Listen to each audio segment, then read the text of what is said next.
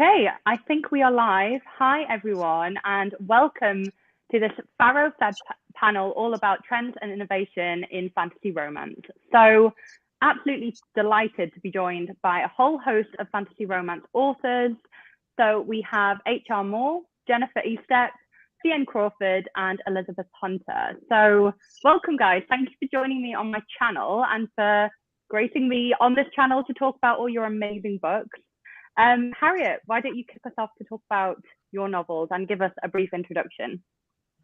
Yeah, well, thank you so much for hosting this for Faro Feb. So just to let you know a bit about what Faro Feb is, it's a month-long celebration of the fantasy romance genre. So I found it really frustrating when I wanted to, as a reader and also as an author in the genre. So I wanted to be able to find more fantasy romance books and found it really difficult. And as an author, I write books in the genre and wanted to find other readers for my books. And so last year I started Faro Feb, which the whole point of it really is to connect authors and readers, elevate the genre, celebrate the genre, and do fun things like this where we get to talk about fantasy romance in books. So my books are all fantasy romance, not surprisingly. I write both epic fantasy, so I have a trilogy that's set in another world that feels quite contemporary, which is more of a new adult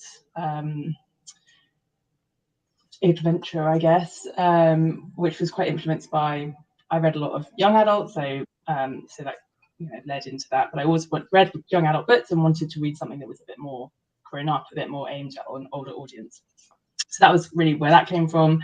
And then my latest trilogy is called the Ancient Souls trilogy or series, and the first book is out, Nation of the Sun. Second book released yesterday, day before, 1st of February, and the third book's out in March. The third book's out in March, thank you. And that's kind of it's set in our world, so I guess it's paranormal romance, but it's based around reincarnation, and there are different nations of people around the world who reincarnate. Very cool. Jennifer, would you like to give us a brief introduction to your career to date? My name is Jennifer Estep, and basically I write fantasy books, urban fantasy, epic fantasy, young adult fantasy, some paranormal romance, like all the fantasy you could ever want to read.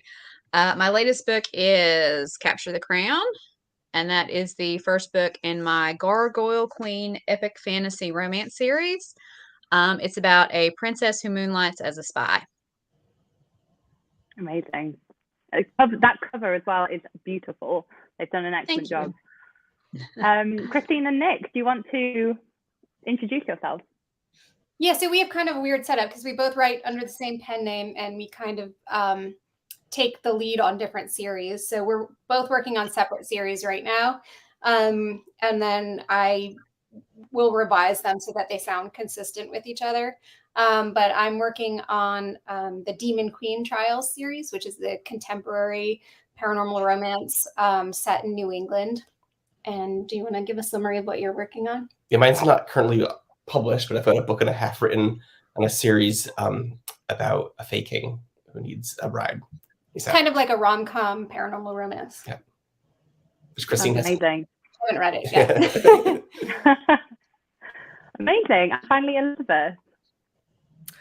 Hi.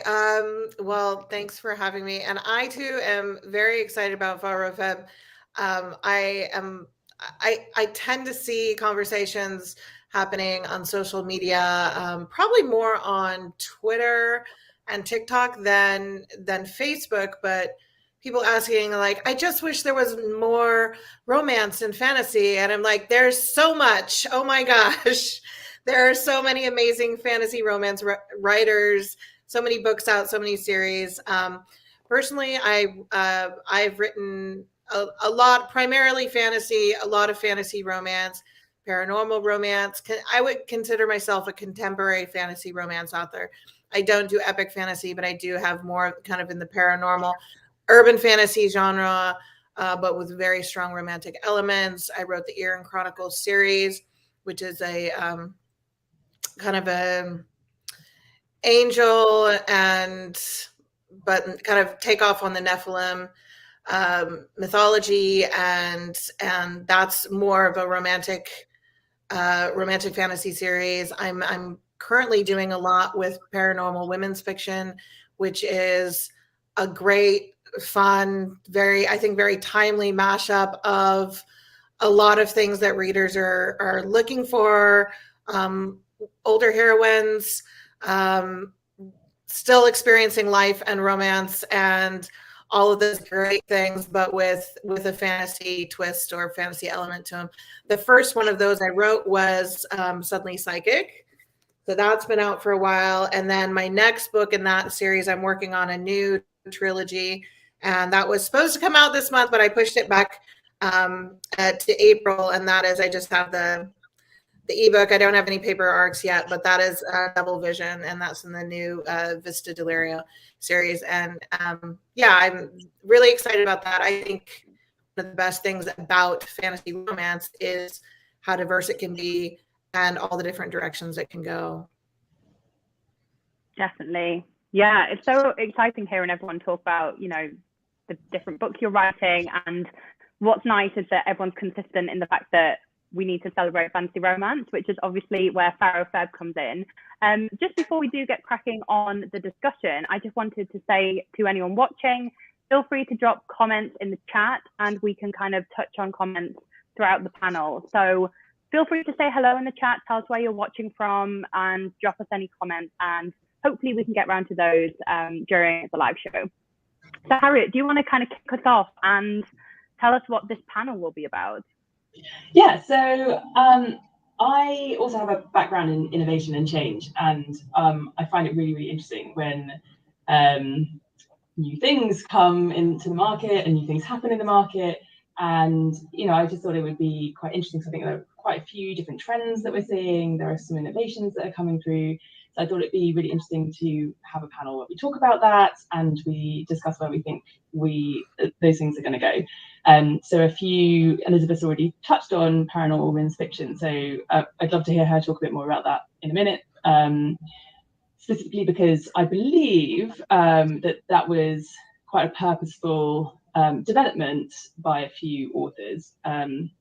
That might be a rumor, so you might want to dispel that in a minute. But you know, so I think that's very interesting and very entrepreneurial of those authors.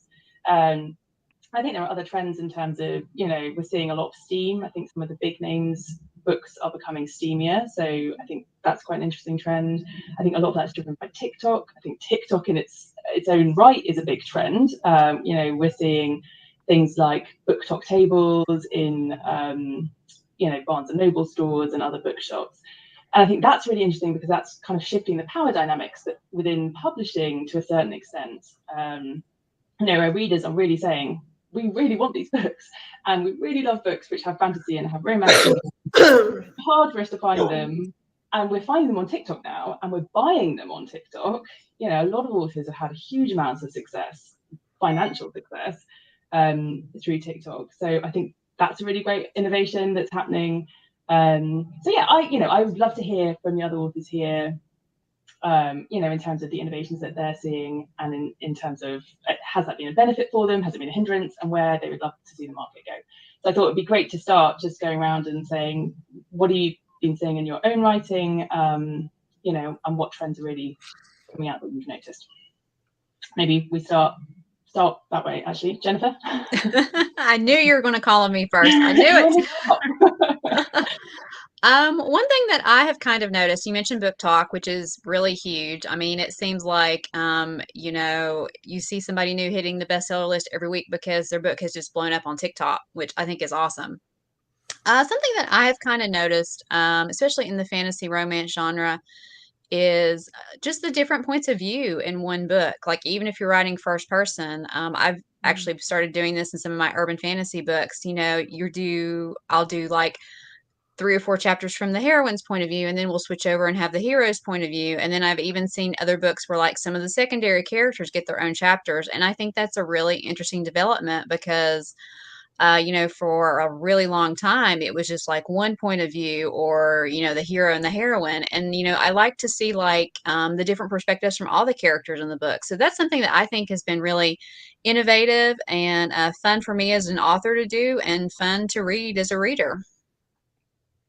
And was that driven, so quick follow-up on that, do you think that was driven by publishers and editors saying we want to see only one point of view, or do you think that was just a thing that evolved?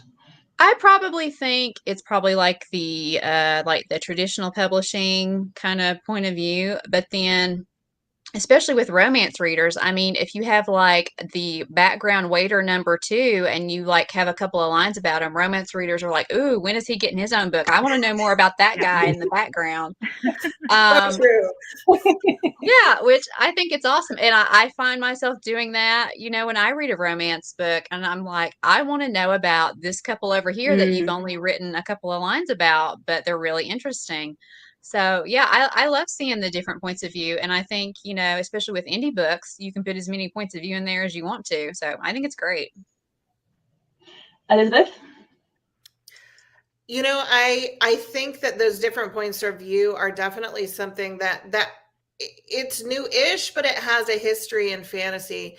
If you think about so many, especially epic fantasy series, you jump quite a lot in a lot of your big series from different point of view narrators.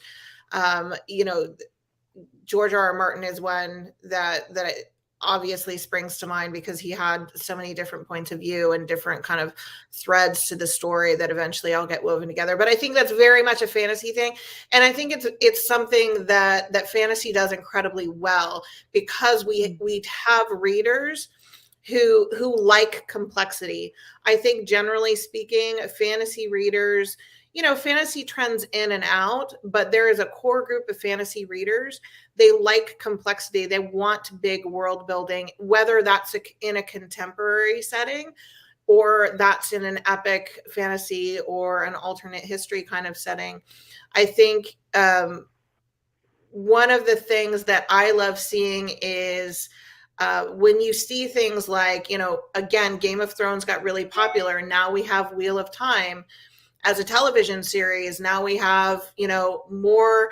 I was just reading the other day about, which I love, about kind of an epic. It's not fantasy, but I kind of feel like there's a little bit of fantasy, but like a history set in Africa about an African queen, and you're seeing like more Afrofuturism as well. And so you kind of see in the general popular culture more interest in speculative fiction and speculative fiction series, which I think definitely translates to a broader reader base and more people going, oh, I love romance and I love Wheel of Time. Are there romance? Are there fantasy romances that also have this? Are there romances that also have this fantasy element in it? And I think that so I think you're going to get more and more new readers into the genre over the next few years, and that's really exciting.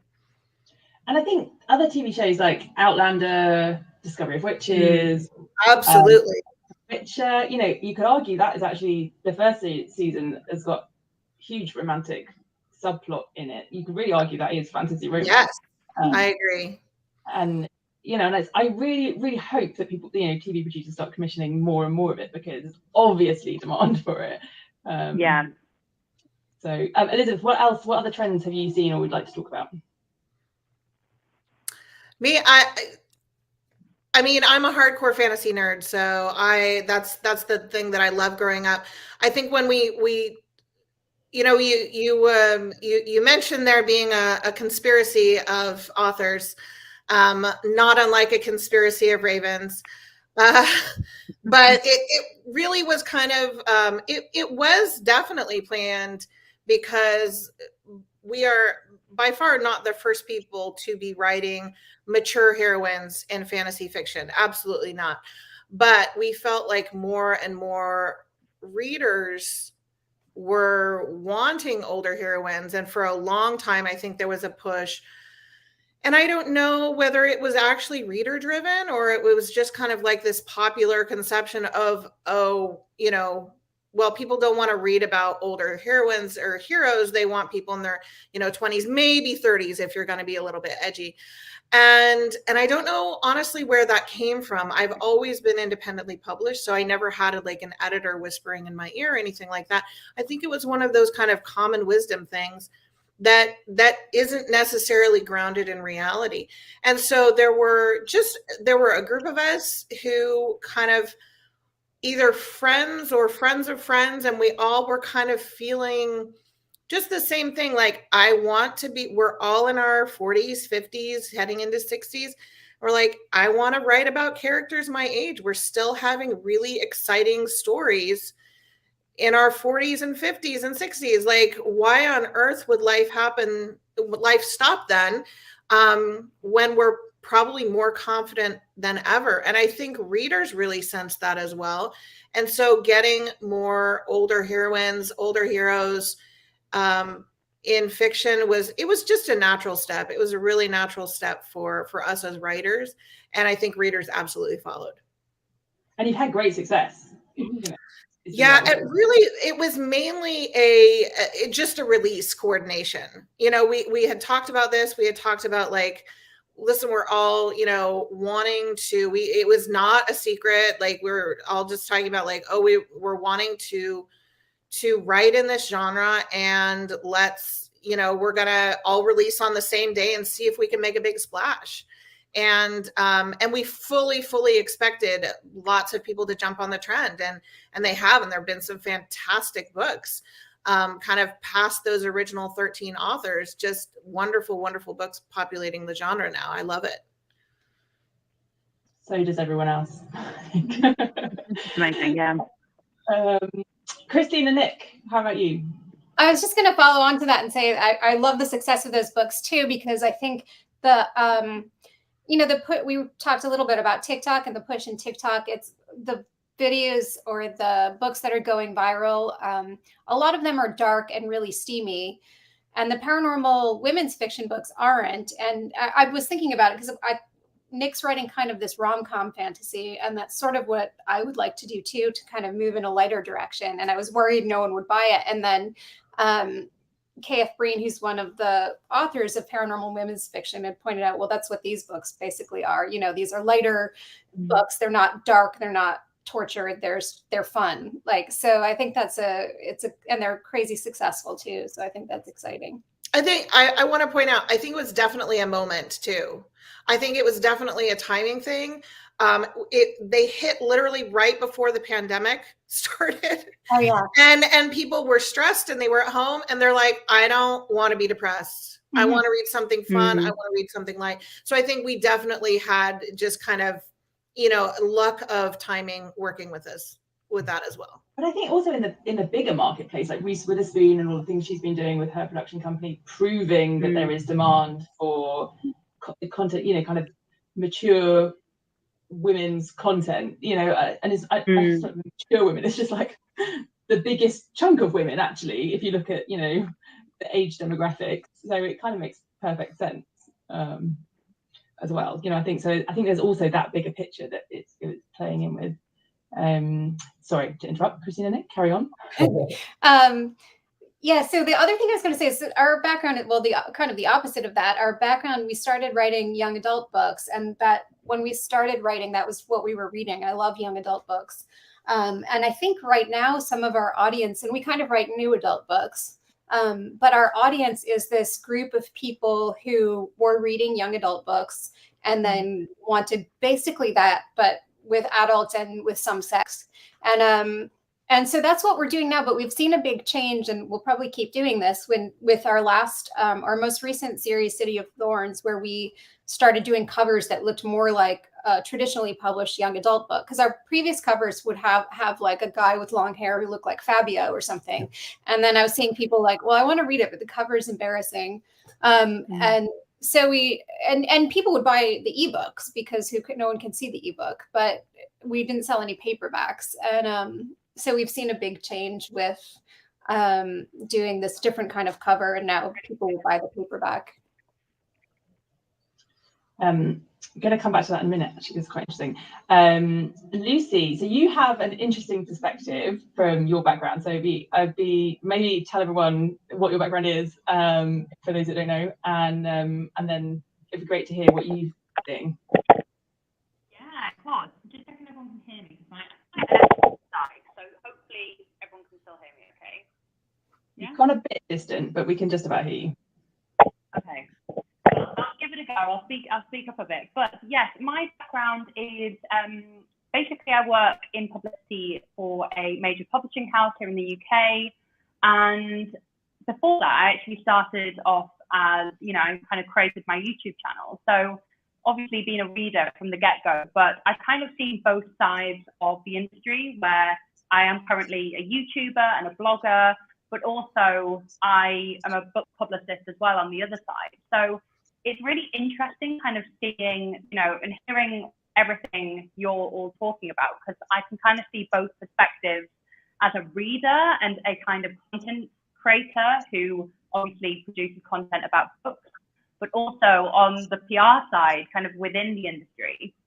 So it's really, really fascinating. And I think one thing that I would love to hear all of your perspectives on is if there's any trends that have really come out of the pandemic. I know we've touched on TikTok, and I feel like TikTok had its huge boom, during the start of lockdowns and everything, when people were just desperate for anything to distract them from the current climate. But have you noticed any particular trends that maybe readers are going in different directions, or are wanting kind of more, kind of subgenres or specific tropes or plots? It'd be really interesting to hear your points of view. I don't think any of us are writing this, but there's a monster right now. And I do see, and it's kind of like, I can see why it's taking off, because the videos about it, like the social media about it's pretty funny, because it's all like somewhat ridiculous. Like there's romance is a lot about romance. I don't know if you guys have noticed that as well. I wasn't able to hear you. Sorry. I think there's a microphone issue. Can you hear me now? Yes. Okay. So I've been seeing a lot of monster romance and orc romance. Okay. Various kinds of monsters. That's kind of a new trend. I don't write fast enough to write trends, but I like watching them because it's always interesting to see what comes out. I think I'm definitely seeing, I think that ties into a rise in sci-fi romance. And I definitely see some parallels there, and agreed. I don't write it, but I for sure I enjoy sci-fi romance. Pardon me, but I think I can definitely see some tie-in with the monster romance and alien romance, and there's some parallels there. Mm. It's funny that you mentioned. It's funny.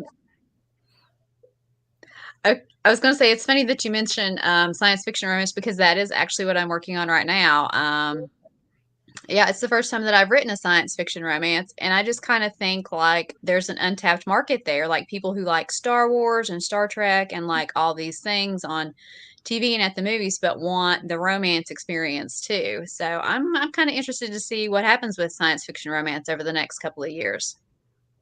Yeah, I actually have one future. It's not like science fiction in space, but it's like futuristic, as in like 30 years in the future, kind of near future romance. It's quite hard, so I think for that, I think there's a big growth of science fiction. I'd be interested to see if it does more new, near future stuff as well. I've seen quite a lot of Ice Planet Barbarians type thing. So selfishly, I'm kind of like, I wonder if that middle bit of the market is going to pick up too. But we'll see. Lisa, you totally dodged the question. So what trends do you think are you seeing coming out of publishing, and are there any things that you think are happening in big publishing houses that are kind of shifting?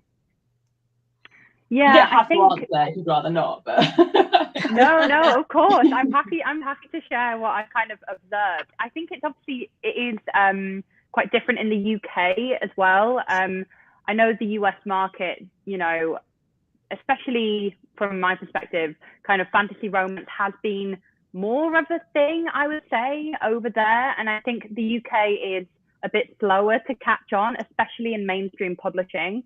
But what is really kind of coming out of the current kind of trends at the minute is pure escapist. Like anything escapist is basically doing really well at the minute. So, fantasy and science fiction hugely, but also we are seeing obviously a huge boom in romances. And I think dark romances especially there does seem to be kind of demand for that, which is really interesting. And I think, I don't know whether that is because, you know, in times of, you know, the current climate, in times of where, you know, the news agenda is awful, people do just retreat into that pure escapism mode. So that's really interesting. I think it's really interesting to look at the US perspective as well, and kind of seeing, you know, everything you guys have been speaking about, and in terms of the demand, for example, for older heroines and everything like that. I think it'll be really interesting to see how that has an effect on us in the UK, because I do think it's a slightly different market here, but as always, we are a little bit slower to kind of catch on to some of the trends. So yeah, it's interesting to kind of, you know, I'll be keeping an eye out definitely on any other kind of romance trends here in the UK, but it's an interesting perspective hearing, you know, what you guys have identified for sure. I think also the terms of the kind of book talk table is quite interesting in terms of that, because I remember Amanda Boucher said last year, it was quite frustrating because a lot of UK bookshops don't even have a romance shelf. No, yeah. Inside. So, you know, it's impossible for readers even to find romance, and romance is, I don't know, the biggest selling genre out there. So I think that is quite illustrative of like how slow to change the market is, especially here. Yeah.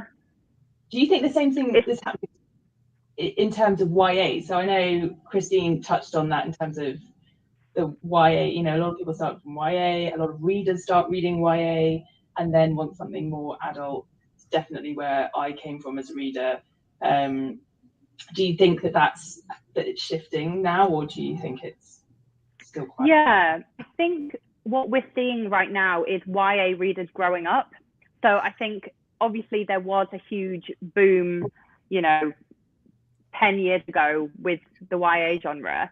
In UK publishing at the minute, there's actually a downtrend on YA, which is really interesting, because I think those readers who were kind of really bought into YA and were reading YA, you know, over 5 years ago, are growing up and are looking for actual, you know, theme, looking for more complex romances, looking for more kind of complex fantasy plots as well. And I find that really interesting. And I think something that could be said about romance in the UK is, so I actually work for HarperCollins, and one of the imprints I work for is Mills and Boon. So obviously a kind of historic romance publisher, but you do still see a lot of kind of prejudice and snobbery about romance in the UK. And obviously I work on the PR, the publicity side, and getting any kind of review coverage for something that is deemed a romance book is so difficult. So I do think that in terms of trends, I really do hope that, you know, the emergence of fantasy romance, the emergence of, like you say, all these big kind of TV productions, you know, the success of like Outlander and like all these new TV and movies that are coming out, I think hopefully we will see kind of more like just less snobbery for fantasy romance, for romance as a genre as a whole.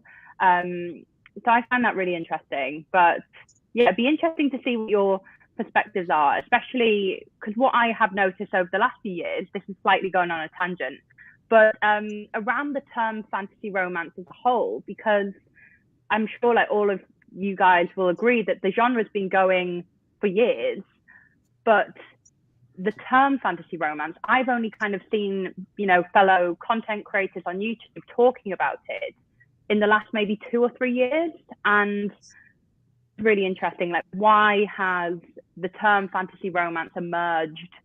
But, you know, people, you know, authors have been writing fantasy romance for years. So it'd be interesting to hear your perspectives on that.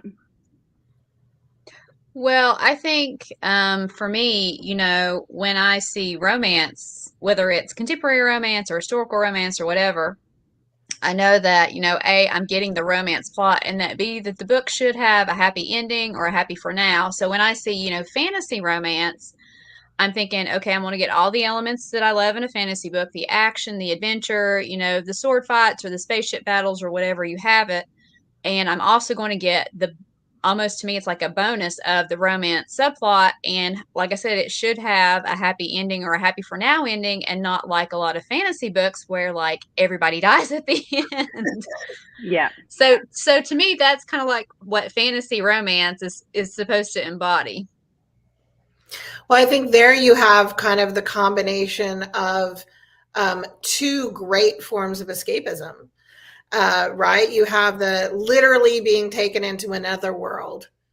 And then you also have the escapism of romance where you know things are going to turn out well in the end. And I think that can definitely ties into what the trends that we've been talking about, the escapism that people are looking for right now. Because another thing that I've noticed as well, and I'll just mention briefly, I have one contemporary romance series and it's set in a small town. It's very kind of like quirky, think like Schitt's Creek kind of small town, not like, and so but in the last, I want to say last year or so, probably the thing that I have noticed the most in reviews for that series is people talking about how lovely and familiar and cozy it feels. So you have almost a different form of escapism in the nostalgia kind of escapism, where people are like, oh, I wish I lived in a small town that actually felt like this, where everybody knew each other. And of course, those of us who have actually lived in a small town knows there's ups and downs to that. But I think that, again, escapism, the coziness, the fun, and the assuredness of, like Jennifer was saying, knowing that you're going to get that happily ever after at the end of a book, and yet you can take this grand adventure. To me, it makes perfect sense that fantasy romance is on the upswing now. I think it's the perfect time for it. I think in a way that knowing that you're going to get the happily ever after, in some ways that ties in with why people are interested in the dark romances, because, well, for one, it's more dramatic, but for two, if you read a lot of romance, it's a mystery how you're going to get from point A to point B. So when I read Laura Thalasso's Pestilence, it starts with this, one of the horsemen of the apocalypse just killing everyone. And I'm like, how is this going to not a traditional setup for a romance. So it makes it more like, once you've been through lots of romances, you want something a little different. And I think it's quite interesting. So, to your question, where did this term come from? I think it's almost like, for me, I was a YA reader, and YA books tend to be like a fantasy romance book. And so for me, the complexity of the plot, the world building, the different points of view, the adventure, that's, for me, I want those fantasy elements. But they all have this romantic subplot, or the ones I liked did. And, so I was like, well, I want that, but more. So yeah, for me, I think as a reader, though, I wasn't going, I want a YA book that is this, that, and the other. I was going, I just want to read a book that has like fantasy and has some romance, and I want more of that. I think a lot of readers don't even understand what genres are half the time. I think there are definitely dedicated readers who do 100%, who read in genres, who look out for them, who know the authors, who do all that, but there are a lot of other readers out there, and I used to be one of them, who kind of read a few books a year, maybe read a lot when they were younger, kind of fell out of it, came back to it, and like, I don't even know where to start in terms of looking for a book. I don't know what these genres are. I don't I go onto Amazon and I'm like, all of these lists of books, I just don't know where to go. I don't know, they're not good. And then so I think, and for me, it was literally a year and a half ago or something, I was like, well, they're fantasy and romance, so maybe there's a thing out there called fantasy romance. And I think people are doing that, and then they're becoming more and more affay with that as a term, and people like me are coming along and saying, oh yeah, we should have Fantasy Romance February, and we should, actually talk about it like it's an actual thing, and maybe then people will know it's a thing, and they'll go and find books in that thing, And I think, so for me, that's kind of where it's kind of developed naturally from people wanting those elements in books, and also I think it's not as simple as saying it has to be X, Y, or Z. And for me, it's really important that we don't be really descriptive and say it has to be this or it's not fantasy romance. And that's why, again, for Furry Feb, we're like, paranormal romance, you're in. Urban fantasy romance, yes. epic fantasy, yes, Portal, yes, anything, monster romance, everyone's in. And because I don't think it's settled down into, I don't think it's got, developed enough for anyone to even know what it is properly yet. And monster romance and other areas are developing. And if we were to say it is only this thing, then that wouldn't happen in the same way, and it'd be much harder for people to find audiences. So for me, it's all about all the elements together. Go on, sorry. Oh, I was just going to say, I don't think it needs to narrow down. Like, I love that it's so broad. If I think about some of my favorite paranormal romance series, Nalini Singh's Psy-Changeling series springs to mind for sure. And that for the longest time, it's paranormal romance. And you read into the series and you're like, it's also kind of alternate history romance. And it's also kind of sci-fi romance. Like, there's a lot of elements there. To me, that all falls under speculative fiction romance, fantasy romance, whatever you want to call it. There's so much crossover there. That's the thing. I think readers who love fantasy romance, whether it has dragons or it has computers or it has monsters, like, they love all those things. And I think more and more we're seeing readers talking about these things on places like TikTok. And it feels more like getting a recommendation from a friend. Like you talked about, where do you even start? Like, you're a kid who loves YA fantasy, and yet you're getting older. And, I see that with my nieces and nephews now, who are all kind of in that teenage into young adult into, early 20s age. And they're all on TikTok and YouTube. None of them are on Facebook. And they're all reading things that are older, but still have some of those elements. And so I think almost all of them are fantasy readers or sci-fi readers. And so I don't think it needs to narrow down. Fantasy is all of those things. When I published my first book in 2011, that was A Hidden Fire, and it was a vampire mystery romance series. And that was the beginning of the elemental kind of universe, which is huge now. But at the time, everyone's like, oh, well, vampires are out. I'm like, vampires are never out. Okay. They're immortal for a reason, so it was. And so people classified me as urban fantasy, and then it changed. It's like, no, it's paranormal romance.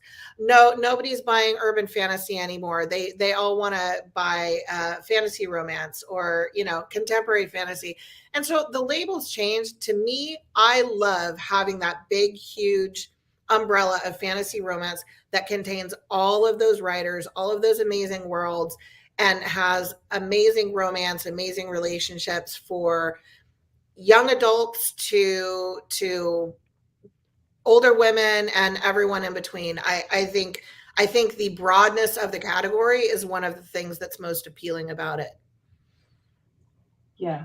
And I think it leads to innovation. And I think the sci-fi piece comes in as well. It's like everything just, because as a reader, I want stuff that's got fantasy/sci-fi, speculative elements, and romance. Done. Show me those things and I will be happy. What about the trend to steam? Have you guys felt pressure to put more steam in your books? I know there is a lot of movement in that direction, or at least I feel like from the books I've seen that's been going that way. And I think TikTok is driving things up as well. Christine and Nick, start with you. Yes. Yes, we see the and I don't mind writing it either, but I don't. Because sometimes it seems like people want more and more steam, and then if someone gives it to them, then they're like, "No, that's too much." Like it's definitely a matter of getting the right balance, or not that they're going to say it's too much steam, but they want like this interesting plot as well. But I do think that combining it with other genres can keep it interesting. So in my most recent series, there's like a murder mystery, and that there's sex in it, but it's not I wouldn't call it a steamy book. It's like one sex scene per book. And I think the murder mystery keeps people turning the pages as well. Others? Jennifer? It's interesting. It's interesting. You're talking about steam, and we were talking about, how a lot of the fantasy romances is kind of born out of the young adult fantasy trend from a couple of years ago. I don't know about you guys. I'd be interested to hear your thoughts, but I have a lot of problem with like people thinking that my adult fantasy books are young adult books. So I'll get comments about, because there are some steamy scenes in them, and I'll get comments like, why is this in a young adult book? And I'm like, the heroine is almost 30. It is not a young adult book. But I still see so many comments about that. And I've seen other, fantasy authors, kind of having the same problem online. So I think it's interesting that, some people really want the steam. But then you have other people who go into it thinking that it's like a young adult book or it's going to be closed door or something, and they get really upset when it's not. So yeah, you were talking earlier about how readers don't know what genres are, and it's like, that's kind of true. I kind of try to tell people, try to make it very clear that these are adult fantasy books, and also like just because you're reading a book a certain way doesn't mean that that's what the author had in mind, but that's what makes books great, is everybody has a different interpretation of them. So yeah, I would be interested to hear if you guys ever have problems with like people mislabeling your books and then getting upset about, the cursing or the violence or the steam level or what have you. I've never written YA, so I think that isn't necessarily something I've had an issue with. I've had some readers label my books YA because there wasn't sex in them, which I think is so interesting, that we're assuming something is YA if it does, even though it has other very adult themes and violence and things like that, which is quite telling, I think, in our society. I've had books, the same books, that have literally been called YA, and then another reader will say they're dirty, dirty vampire porn. So, it's so subjective. It's really, really hard to say. I feel like I used to write fanfic before I became an author, like a professional author. I'm like, none of what I write now is anywhere near like fanfic levels of steam. So if you read it, I just feel like, I think the longer I write, the more choosy I am about what kind of sex I include on the page. I want it to be really seductive and steamy and all of those things, but that doesn't necessarily translate to being super explicit on the page. And I think you can play around with that in fun and interesting ways. And again, you can appeal to a lot of readers if the chemistry is there. I think if the emotions are there, then I think readers, even if they say, oh, I want so much steam, like they may be looking, like some people may just genuinely be looking for like a very, very sexy book. And some people may be looking for romance and chemistry in a way that they don't realize. And so those other kinds of interactions and like the sexy talk and the seduction that can be like very almost subliminal, like can be still really satisfying. But I don't think I'm fundamentally changing to adjust to like what readers saying, I want more steam. Okay, I'm just going to throw another couple sex in a book. It doesn't work. Like if it doesn't, my books vary wildly because the characters vary wildly. And I think you have to match the steam level to the characters and the relationships. I've flat out been just not included sex in some books because I'm like, I don't feel like it fits the characters and their relationship. Like it just doesn't work. And then some characters I'm like, yep, they're banging. It's going to happen multiple times. Mom, Dad, please don't read this one. They do anyway. And don't tell me. But I think what you say is completely accurate. It's really, really, and it's also really hard. So I think during Fiery Fair, we ask even authors to categorize their own books in terms of steam levels to give readers some kind of idea. It's all over the shop. No one is consistent in terms of, some authors whose books I've read are categorizing their books as like hardly having anything in them. And I'm like, are you kidding me? Like, that's interesting. And also the other way, some people are saying it's very sexy, and you're like, I don't think it was a single thing. Or and so it's very subjective. Sorry, Christine and Nick, how about you? Yeah, I kind of rely on the readers to tell me because I can't categorize my own books, but also because I don't actually read that much in our genre anymore, because I read in other genres, but I feel like when I read in our genre, it feels like work and I can't turn off my work brain. So it's hard for me to compare it to other books. But yeah, there's like the 5 chili pepper scale, and then I'll ask my readers what it is, and some will say it's 2 chili peppers or something. And I don't think there's a ton of consistency, but it's not 5 chili peppers. I know that. I don't think I've ever written any 5 chili pepper books. Me neither. I mean, I think mine are pretty tame, but then when you get the nasty email that's like, saying that it's, it just dirty vampire porn. Yeah. Yeah. But would you say like 50 Shades of Grey, is that like 5? Because I don't think that's a 5. I haven't read that. I've never read it. I felt like that was a baseline. Obviously, it's not. Yeah. Regarding I feel like themes, the only 5 chili pepper things I've ever read were on fanfic. Yeah. Yeah, I would agree with that 100%. I think regarding theme as well, it's really interesting because it's like with 50 Shades of Grey, that book really drew a lot of non-romance readers to the genre, kind of expanded beyond its genre. I think what TikTok's doing, actually, I keep going back to it, but it's introducing romance to non-romance readers, like people who wouldn't traditionally read romance or fantasy romance. I think like the theme factor, I think, will really depend on what people have read beforehand. So, Jennifer, you're getting the emails being like, oh my gosh, too much theme. But really, it's like, I wonder what they have read in the past, because surely maybe they're not seasoned romance readers, and just to them, that is like too much theme. It's really interesting because I get emails about the steamy scenes. I get emails that there's too much cursing, even though my books are about gladiators who are fighting for their lives. I don't think they're going to say like ouchie when something bad happens. But I never ever get any comments about the violence. In my first epic fantasy book, Kill the Queen, there are literally pages and pages of massacre in that book. Like a woman basically kills her pregnant sister, and like no comments about that at all. It's all about there's too much cursing and it's too steamy. And, I think both of those things are like completely tame compared to the violence level, but obviously I'm wrong about that. So who knows? Yeah, people complain about the mention of a penis, but that whole head being chopped off several times. Fine. That's fine. It's fine. That's practically a YA. Quote my review. But we can do all of that, like there are so many computer games from a really young age where people just run around shooting each other, even if there's not blood and gore, it's completely fine. Every television series, I feel like it's just categorized in such a different way.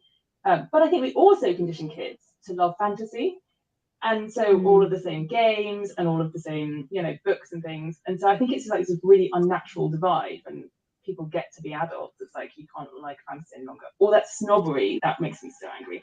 And like, who gets to say that some literary work is better or more valuable than a fantasy book? Because it's just not. There's plenty of sex in literary fiction. It's just always unsatisfying for the woman. Yes, and it's depressing. And like it's literary fiction, and everybody dies at the end in literary fiction. So yeah. I know, pretty much. Not a good time. There are lots of very good literary books. I'm not slamming an entire genre of books. There's lots of wonderful literary fiction, but like those bad sex awards, like at the end of the year, it's almost all literary fiction books. All right, yeah. You don't see any romance authors on those lists because we know what we're doing. Because we just want everyone to have fun. That is the key. We want everyone to be happy. What other trends? So what other things have you seen? I think we've got like 10 minutes left. So any other people have seen? One thing I will say is book boxes have like exploded, I think, in popularity. I see so many of these gorgeous, the covers are already gorgeous to begin with the fantasy books, but then you do a block books and you get like the foil and all the stuff, and it's just like they're works of art. So I'm like seriously getting addicted to book boxes just to get all the cool covers and special editions. Yeah, for sure. I love a book box. But I think it's really interesting actually, because the book subscription box Fairy Loot have recently introduced a adult only fantasy box, because usually they do YA. So that's because of so much demand for more adult fantasy books in their subscription boxes. So I think that's kind of very telling as to what the audiences want now, which is really exciting. I'm very thinking exciting. about book talk and TikTok, and the transition from YA to adult romance. And I'm thinking about one of the most popular series on TikTok right now, which is Zodiac Academy. And that was like marketed to people who wanted grown-up YA as like a blend between like Harry Potter and like sexy Harry Potter. That sounds wrong. They had a better way to market it. I think it's pretty much that, actually. I mean, that's kind of been, I haven't read them, but that's definitely my impression. Well, there's a lot of Harry Potter fanfic out there. Yeah. They're adults, they're not like kids. But yeah, so it's really like hit that market of people looking for the grown-up young adult books. I think another thing that I'm seeing, and which I love, I was an early fan of Lore Olympus and all of the kind of the Greek retellings. And my niece is a huge reader and a huge Lore Olympus fan. So my son's friends are Lore Olympus fans. Like there's just, I feel like mythology retellings might be having a moment coming up, which is fun. I know Karina Hale has one based on Finnish mythology that's coming out, or is maybe just out, and that's really exciting too. So I think kind of delving into different world mythologies, and I believe you've seen that a lot in Asian romance writing, in manga and anime, kind of bringing those mythological beings into the modern world. I think that's definitely been a trend for a while. In Asia, and popular also with American young American audiences. So I'm excited to see what happens there. I love mythology. I was an early mythology nerd, so I love the idea of having more kind of fun, romance, heavy mythology retellings. Agreed. Yeah, I'd love to see more. Like Scarlet St. Clair's books have done really well. Katie Robert, Young Gods. I think there are a few that are definitely are doing really well, and I agree. I'm seeing that trend. I think more and more people are kind of thirsty for more different mythology, and just it's kind of like a ready-made world in a way, isn't it? It's like a familiar world. Absolutely. Do something. It's definitely escapist, but it's familiar in a lot of ways as well. So it's an easy entry point, I think, for a lot of readers. Yeah, definitely. What about Audible? So and not just Audible, other providers are available. Audiobooks and the trend towards people consuming more audiobooks. Are you seeing a lot of that in demand from readers? Always up, always going up. Yeah, I would say probably. I get so many emails from people who, well, before our 2 years of bad things happening, people would be like, oh, I listen to the audiobook on my commute to work, or a lot of people now will email me and say, I listen to it while I'm like washing the dishes or cleaning the house or doing something like that. So yeah, and I would say sometimes like with my Elemental Assassin series, like the narrator for that series, her name is Lauren Fortgang, and the audiobooks are so popular, it's not like, when is the next book coming out? It's like, when is the next audiobook coming out? And she's going to be the narrator again, right? Because if she's not the narrator, I'm not going to listen to it. So I think a lot of people have like their favorite. Super attached to narrators. Yeah, a lot of people have their favorite narrators, like they have favorite authors now, which I think is really cool.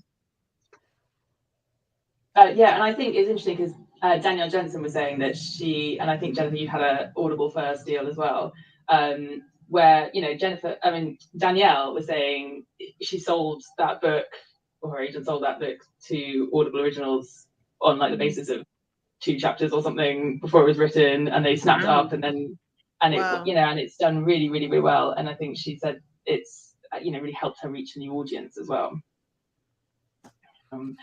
Christine, Nick, have you done many audiobooks? Are yours all audio available? Yeah, some of them are not produced by us. So sometimes we'll decide to have someone else produce them, which just makes it easier. But our most recent series we produced ourselves. Published ourselves, so that we have publishers for some of the other ones. I'm like a generally disorganized person, so managing like publishing a book with publishing an audiobook is hard for me. but I do have a great narrator right now who my readers like really love, and she's very amenable to my schedule. I've been really fortunate to have the same narrator for all my PWF stuff, Ava Lucas. She's absolutely wonderful, and she definitely helps with the production stuff too, because I feel you.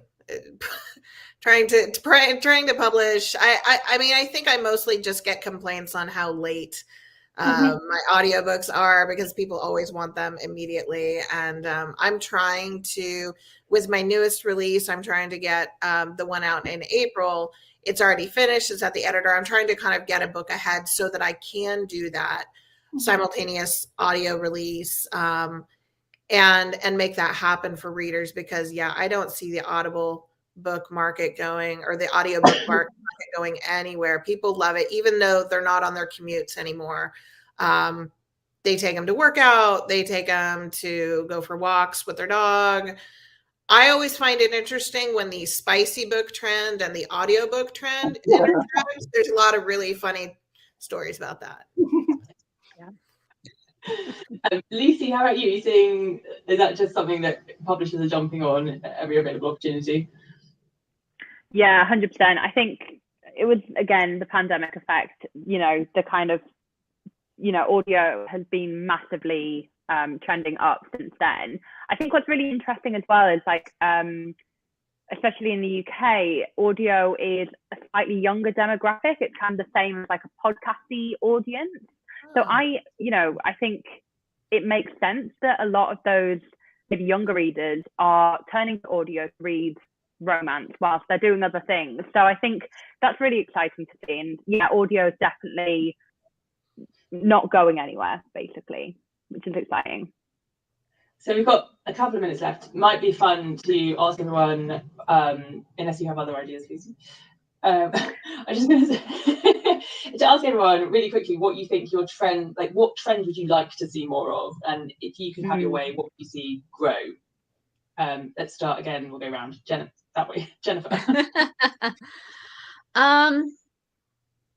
I guess the trend that I would like to see is just, people reading what they want to read and not worrying about what other people think about it, whether it's romance or fantasy or science fiction. Read the kind of books that you enjoy, and if people like get snobby about it or whatever, then just tell them that they're missing out on really great stories. Elizabeth? I am really excited, and I'm hoping to see more. I have long time been a fan of, those beautiful places where like sci-fi and fantasy meet. I think Madeleine L'Engle is probably my favorite childhood author. But she did that so beautifully. Other authors like Nalini Singh, I'm hoping to write in this genre as well, where you have those beautiful elements of fantasy and then kind of the speculative and exciting and edgy elements of sci-fi coming together. So I'd love to see more of that in romance. Christina? I personally would love to write more of a blend between fantasy romance and mysteries, because it's a whole skill set that I think is pretty fascinating. And hopefully people will like reading that too. Lucy, how about you?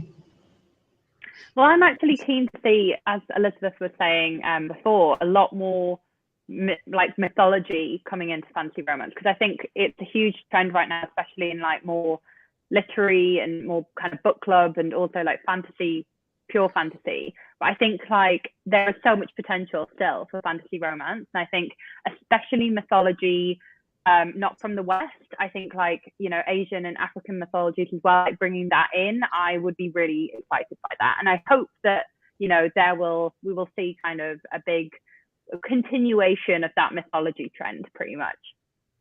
Yeah. And I just want fantasy romance to grow generally, all areas. I want the snobbery to disappear. I want people to start, in mainstream media, especially in the UK where it's less, people do it less. I just get over the old stuff and let's start talking about the new stuff that everyone really wants. That's what I hope. But whether that happens. Lucy, would you like to wrap up? Should I wrap up? What would you prefer? Yes, I am happy to wrap up. First, I wanted to say thank you, Harriet, for creating Pharaoh Feb and for giving us a platform to talk about fantasy romance today. I think it's been such an enlightening discussion, and it's honestly been so amazing to hear from Jennifer, Christine, and Nick and Elizabeth, to hear your points of view and all your experience as brilliant fantasy romance authors as well. So thank you to everyone for watching today. Thank you to these brilliant authors you see on your screens, and we will see you very soon. Don't forget to check everyone's books out mentioned today. Links will be down in the description bar below, and you can of course follow them all on social as well. So thank you so much for watching, and we'll see you all very soon. Thank you, Bye, guys. everyone. Bye. Bye.